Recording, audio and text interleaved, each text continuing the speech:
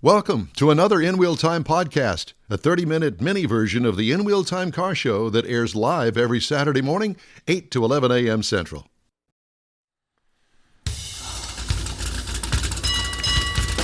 It's the In Wheel Time Car Talk Show. Today, coming to you from the Gulf Coast Auto Shield's second annual Car Social Cruise-In.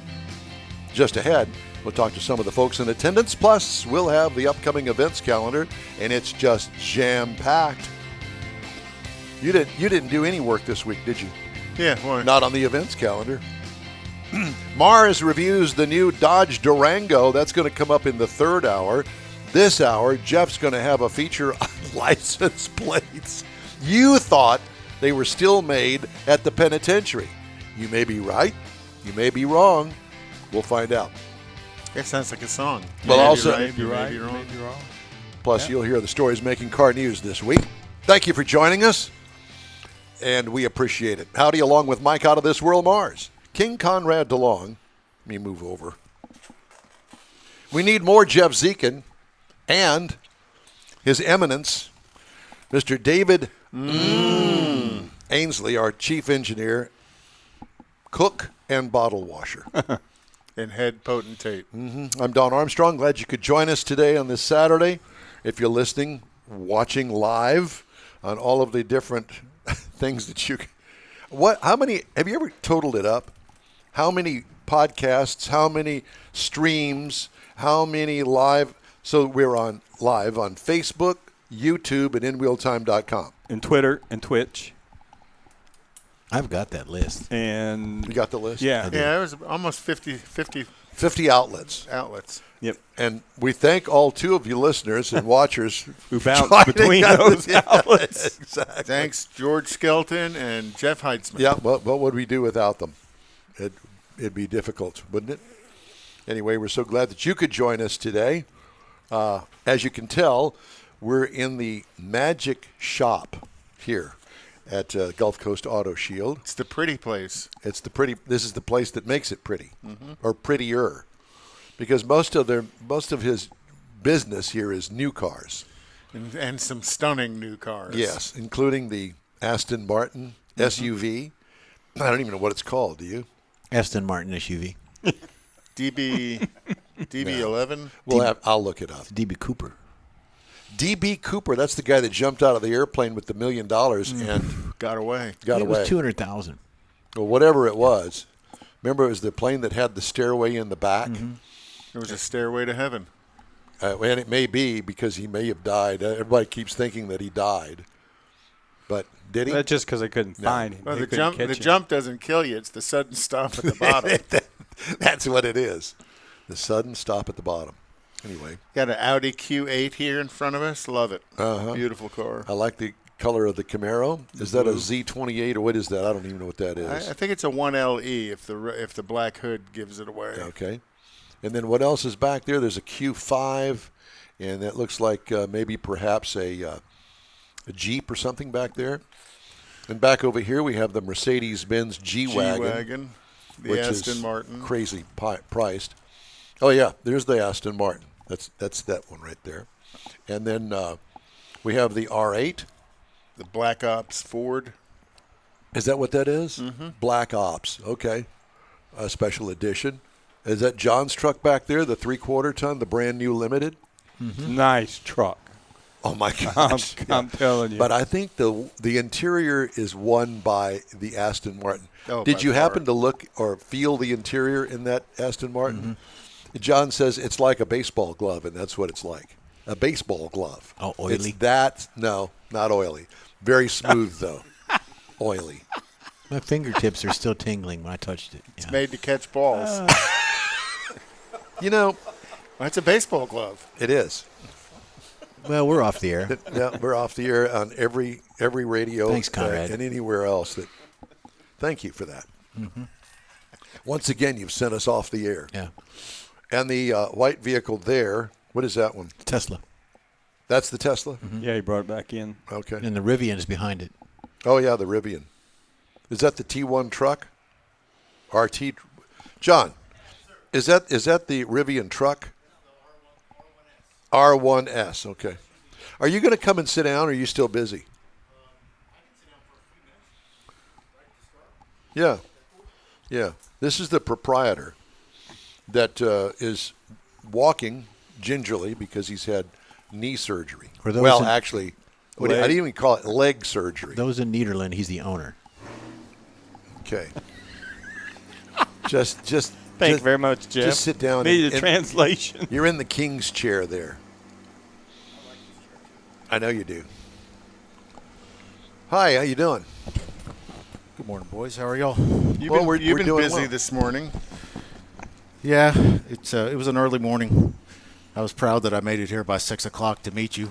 Yeah. Both times, Mars, you've been early.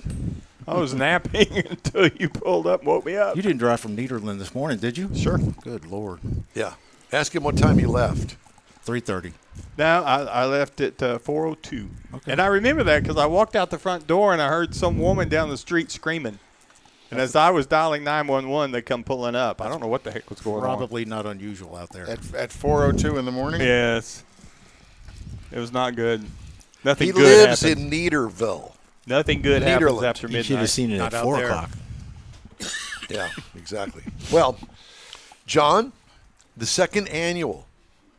What made you decide to do it in December before Christmas? Weather. The weather. Yeah. This window is usually pretty good. Not too cold. We do risk a little bit of rain this time of year, but looks like we're going to get away with it. Touch and go this week. Yeah, it's sketchy. But you go January, you could have 30 degrees. So you never We know. We've been out actually at the Loopy Tortilla Tailpipes and Tacos. Oh, it was we went out there freezing, yeah. one morning and it was freezing. It was. It was we literally were bundled freezing. Up. We couldn't hardly move because we were so bundled Yeah. up. I think there were 12 people out there, including us. Yeah, but that's the risk that you take, and it's going to be really a crapshoot today to see who's going to show up because of all the rain that we've had. But the chance of rain today is very, very low. Yeah, we had. I guess you can't really count on your RSVPs on Facebook, but there was over 200 last wow. night, and so it should be a substantial It's crowd. still a little early. We're getting started a little early. Oh, Well, we don't even start this thing till basically 9 o'clock. Yeah, So, we got an hour to go. oh yeah, I wouldn't be too concerned with the crowd. And you have a shop full Crowd will of be here. cool cars. Yeah, there's some pretty cool stuff here. Some fairly unusual stuff. The that 4x4 square. What? They don't, What do you they don't keep make calling it that? many. What is that? What are you talking about? That's a G-Wagon that's converted by Brabus, and it's got the lift on it, all that, the carbon fiber. Notice the fenders that are extended with Fender the carbon extensions. fiber on them. That's And, this thing here. Yep. Oh, I see the extensions. Yeah. Yeah, and that thing is, How much does that thing cost? I would, before markup, I'm going to guess it's in the 4.5 range. And that's $450,000. Oh my God! If you got the keys, let me pull it out for you so everyone can Yeah, see well, it. you're going to drag all the wires and everything else. No, you can't do that. Yeah, And that's AMG. Yeah, it's an The hot rod. Yeah, The hot rod. it's the S63 converted, and it's S63 converted by Brabus, and nothing Brabus touches is cheap. I don't know if you've ever heard of them, Yep. but they're overseas, and their stuff is very, very expensive. Where are they out of England, Great Britain? Yes, I believe they are. They sure are. Rabus. I've heard of them, but I don't know anything about them. I've always mispronounced it as Barabbas. You might be right. I typically don't focus on Correct pronunciations. of the things I can't afford. There's that. Yeah. So Well, they also did a 6-by on that truck, didn't they? yeah, they did. They sure did. And that thing is crazy expensive. So, Well, I want to know what the Aston Martin is called. I was going to look it up, but I figured that you would know. that's a DBX 707. And hey, I was that close. car, the 707 version of the DBX, I believe, came out last year.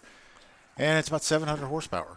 That thing will move. I believe it's the most powerful SUV on the market right now, as far as horsepower goes. And beating the Hellcat Durango. I believe it does. that's a very, very nice car to drive. They drive great. Well, super comfortable on the inside. Yeah, I was just going to say, you pointed out the thing about it feeling like a baseball glove on the inside, and it does. You feel like you're sitting in a baseball glove. It's just leather everywhere. It's a very nice car.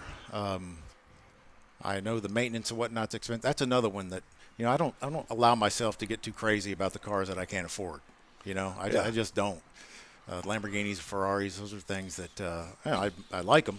And I admire and there's a reason why people sell them at 25,000 miles, because they don't want to pay for the 30,000 mile service. Well, I tell you what, if you look at the used car market and look at the Lamborghinis and Ferraris, there won't be many with that many miles on them. They're 5,000-7,000 miles on these cars. Yep. And then they're fair weather cars. They turn them loose. Time to turn them. Yeah. Let somebody else pay for all that maintenance. Well, it's expensive. This was years ago. I went up to the Lamborghini dealership up on the North Freeway and talked to the general manager. I was doing a magazine article on high-end cars and figured, well, that was easy. General manager up there was really nice at the time. Yep. I don't know who is there now. This guy was an older guy. And I asked him, I said, so who buys these cars? He says, Don, the guys that buy these cars, mainly guys, that buy these cars, money is only a means to get them. There's no limit. I mean, these are multi-millionaires, and that like cars. And so they'll buy a $500,000 Lamborghini, and they'll have it for, I don't know, a few months. They put a few thousand miles on it, and they get tired of it, and they'll turn it in and buy something else. And that's pretty common when it gets when that level of car. I mean, and I'm thinking, okay, I don't know anybody like that, but well, there's a guy that's going to come here today and bring his new Huracan STO, extremely expensive vehicle. I believe it's a Gulf livery, and I believe that option's about $80,000 for the paint. And this is a guy that you may want to talk to. He can. He's very successful in business. Owns a company, distributor nationwide called Wave Electronics. And just he and his brother are just great guys, and I think you'd enjoy talking to him. Yeah. Also, he is a 11 or 12-time world champion audio installer. And, David, there you go. A guy named Mark Fukuda, and he does keynote speeches at electronics conventions and whatnot on proper install and whatnot. He's a really interesting cat. And I think I'm gonna get him to come over and talk to you guys a little bit. We'd love that. Yeah. I got a couple people lined up that I think you'd enjoy talking to today. That's good. Yep. And then you also have some attainable cars here. That's your wife. I'm a fan of the Audi Q8. She used to be. I don't know whether she is this morning or not. She's bare. I'm not ready to put her on waivers yet. But but she's got you on her injured reserve list. That's right. Yeah. But anyway, it's a different set of people that like cars. They just have more means to be able to get the high-end it's stuff. It's like a different economic level of doing the same thing. Yeah. When we were young and we didn't have very much money, we might have a 65 Mustang, and a bucket seat was literally a bucket that you were sitting on because that's what we could do. Yeah, that's right. It's a different mindset when it comes to buying anything at that level. That's right. A Panerai watch or a Philippe Patek or even some of these high-end Rolexes. It's just and most of these guys aren't buying things that they're going to lose a lot of money on either. They're very astute. Investment grade stuff. That's right. By the way, speaking of which, and I'm just going to throw this in here, I've been getting advertising for the Lilienthal watch. And I want to ask our Lilienthals up in the Northwest, the people that we talk to all the time, Selling that watch? Whether they are the ones that are invested in it. I hadn't seen that. Yeah, Lilienthals. Anyway. Unique name, so yeah. Yeah, there's no doubt about it. But at any rate, so how long do you usually have a car in here, generally speaking? 4 to 7 days. That's it? On a paint protection film, ceramic coating job, yes. We got to turn them. Yeah. Yeah, we have to turn them, or it's going to really clog us up pretty good. Yeah. And the paint correction is part of the film application because you got to make sure that the paint is you want to make smooth everything and underneath clean there. underneath. Even if we're seeing a lot of on a lot of the GM vehicles right now, we're seeing a lot of dirt and debris in the paint, and so that It's actually in the paint from the paint process? Yeah, the Arlington plant is just bad right now. Dirty. And so we're doing a lot of wet sanding and other things They to need to try put a new roller on. Yeah, try a new roller. That's right. You can't just cover that stuff up. Well, they've already said that they're going to be spending $1 billion in expanding and upgrading that plant. I hope they started the paint booth. And they've bragged for years, even when I worked with them, they bragged for years about their paint booth being state of the art within General Motors. Well, that was 30 years ago. And it sucks. I mean, for me, because Bowling Green, I was never happy with Corvette paint because it always had that orange peel to it. Now the new ones are substantially better, but the older ones were horrible. The C7s orange were the peel. worst I'd seen. So, yeah, for all the money they spend on paint booths, you'd think they could turn out a better paint job. You would think so. That's interesting. So you have to take care of the paint first before you can protect it. Yep, you do, because anything you're putting film on it, man, it's locked in, and you got some different things under the. If you have trash in the paint, it's typically going to look worse once you put film on it too. Because it's going to enhance the it, bumps in makes it. it worse. Yeah. So he put the wrap on our truck. Yes. And he went through and did all that before he put the wrap on it because. And that was a used truck when you bought it. Yes, it was. I'm the second owner, but still, it's a 2015, so it's 7-8 years old. Had to smooth it out before you could wrap it. Well, he just wanted to make sure before he went to the trouble of putting the wrap on it because it's a really nice wrap. Yeah, it is. I've never seen a wrap like that. Actually, because the wrap that was it a wrap that you had on it before? Well, it turns out that this is a wrap. That wasn't a wrap. That was more like graphics, decals, graphics. Yep. Mm-hmm. Yeah, well, this is kind of the same thing. It's just a different kind of wrapping film, and it's a film that you can print on, And so these graphics guys can download the dimensions of a vehicle and then bring designs over, and then it'll kind of print things out to fit the vehicle, and you can manipulate the graphics to put them wherever you want. I've seen some graphics on some of these plumbers' trucks. It's got people's pictures on it. I mean, it's like it was hand painted on there, like the old sign painters. Nice Truly stuff. Amazing. And those are wraps. Yeah. So, do you do very much commercial wraps? Minimal. I mean, minimal. But you would if people would present the car to you. I would probably send them to a friend of mine that is really, really good apt with at that. Yeah, I probably would. He knows people. Yes, when he knows us. He does know us. Yeah. But he knows You know, smart that's a people, good thing. too. Yeah. It's funny you should say that because John and I go back to, I guess, when you started this business. Over at Custom Car Stereo back in 15. Yep. Yep. And Steve, a friend of mine that I knew from the 1970s, actually the early 70s, he lived a couple of doors down from me in an apartment. And then he opened Custom Car Stereo. That's a whole nother story. But he called me and says, hey, man, there's a guy I want you to meet. And him. I said, okay. And so we started up a friendship back then. Gosh, what year was that? 15, 16, somewhere in there. Yeah, many years ago. I was back when I was just by myself. Yep. Yeah, Doing the detailing. We were in the radio station in that little bitty studio. Yeah. That's right. We were. Right. But that was after I met him. Yeah. Yeah. And at any rate, so our friendship goes way back, and I've seen him grow this thing to look at this now. And then he would love nothing better than to be able to, I think, double the size of this. God, I wish I could. Yeah. I wish I could.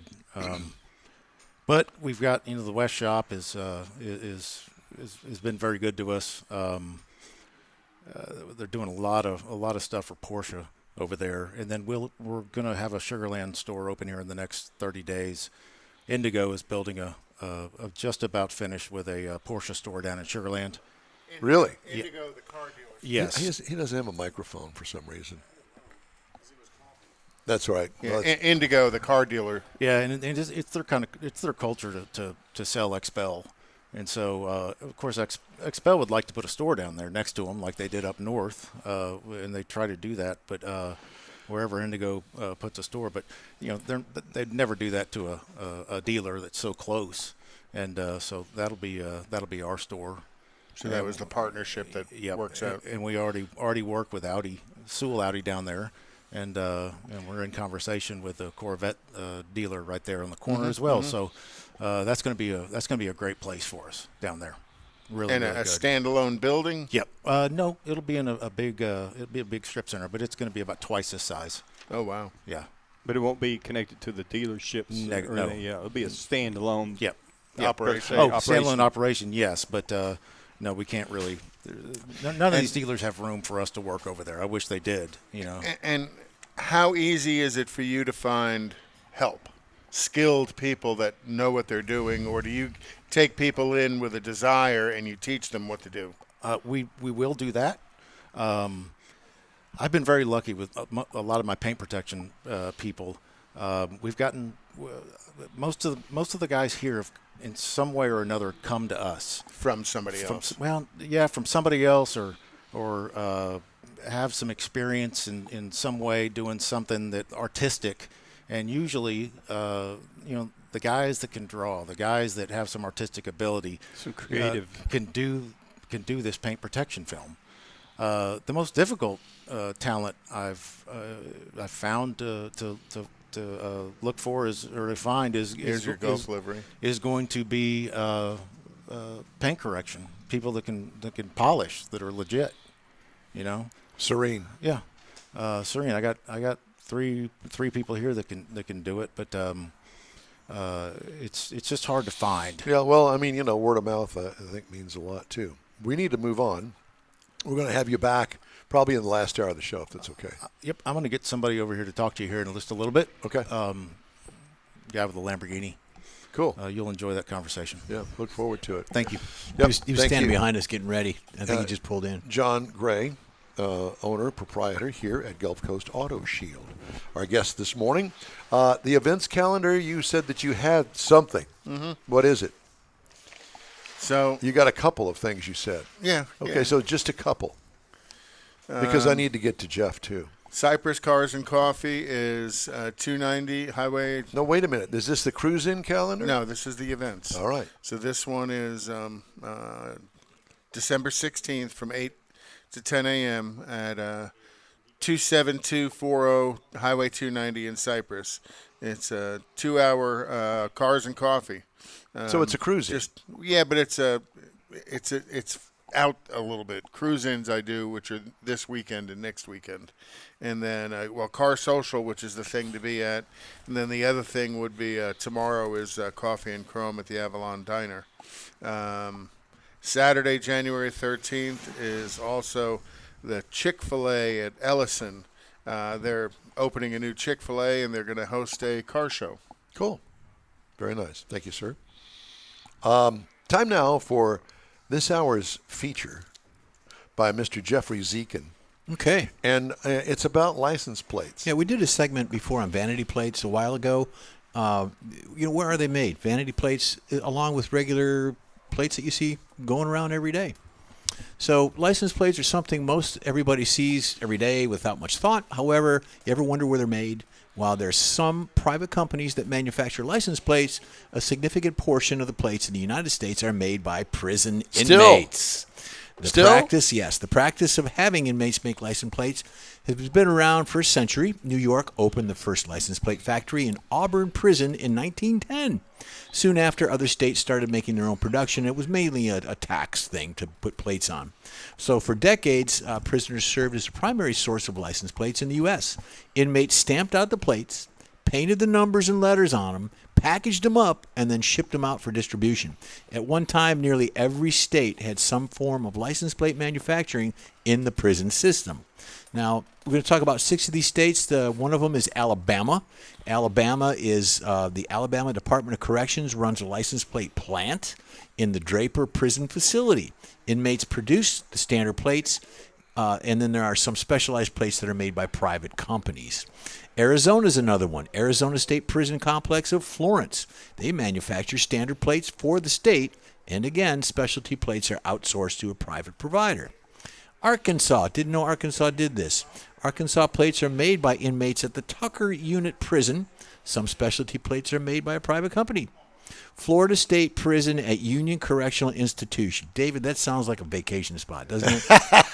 A vacation It spot. does. For 7 to 10 years. Yeah, exactly. It's 3 hots and a cot. And then they also sub out the private plates for private companies as specialty plates. Florida State Prison. There you go. Manufactured.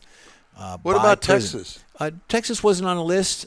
They used to do it. I don't know if they actually do it. I think it's more private now than inmate or correctional facilities.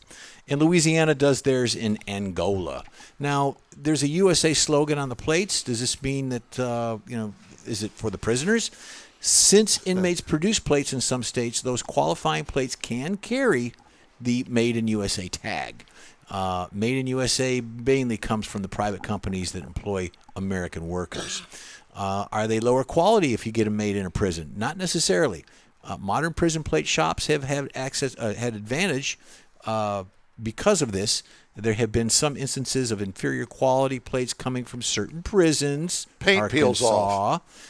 In the past. Arkansas. I made that up. I'm going to get letters from correctional facilities in Arkansas. Do they like making them? Some prison inmates say it passes the time. When you're in there for a particular reason, it does. Of course, they can't hear anything because of all that stamping with the steel. Well, it's actually not that loud, and I've seen pictures of how they do it, and it's a little different. Are there different quality of plates between the private and the inmates? The materials are pretty much the same, and it's just the level of how they do it. Well, So the other thing is that for years they've been trying to only make one plate for the Texas cars. Mm-hmm. But I guess DPS says, nay, can't do that, don't do that, we want 2 plates. So they win. Yep. Oh, the front plate and the back plate? Yeah. The front plate can make some cars Still look long. ugly. Yeah. Well, and that's a Like revenue the Corvette, thing. The Corvette, has got an actual plug that, for my car anyway, that goes where the license plate goes in the front. Well, so if you only have one plate, put it in the back, and you put the plug up front, it says Corvette on it. Well, What? there's a What lot are of you readers smiling too. at? There's a lot of like the toll roads. They read the front plate, and Okay. sometimes the back plate. So sometimes they do it both. So the front plate's important for that particular reason. Last time I took my dad to get his driver's license renewed, they came out, they looked at his van and said, "Where's your front license plate?" He said, "What front license plate?" "Well, you have to have one." So he reaches under the front seat and pulls it out, gets some duct tape and sticks it on the front of the car, and There they you go. were happy. Hey, this program's available 24/7 on iHeartRadio. Just look for In Wheel Time Car Talk. We also video stream on Facebook, YouTube, Twitch, and InWheelTime.com, among others. 30-minute podcasts at your fingertips on over a dozen podcast outlets around your favorite podcast machine. The In Wheel Time Car Talk Show continues right after this quick break. You own a car you love. Well, why not let Gulf Coast Auto Shield protect it?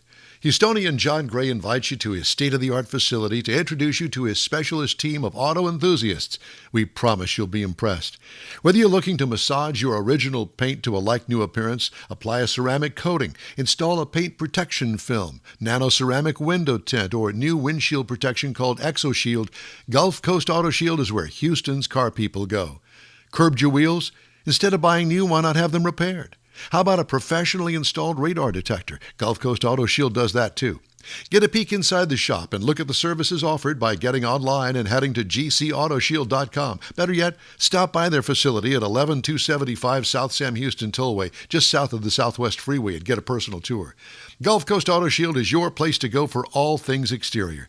Call them today, 832-930-5655 or gcautoshield.com.